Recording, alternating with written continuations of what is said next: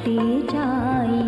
আমি বাবা ও মায়ের সদ আদরের মেয়ে।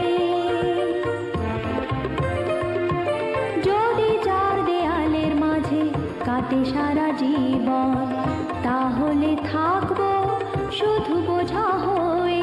শিক্ষা আমায় মুক্তি দিবে, মুক্তি দিবে। আমি তো কালকের খুশি আর আশা, আমারও তো স্বাদ আছে, আছে অভিলাষা। ঘরে বেঁধে রেখো না, নিয়ে যাও এগিয়ে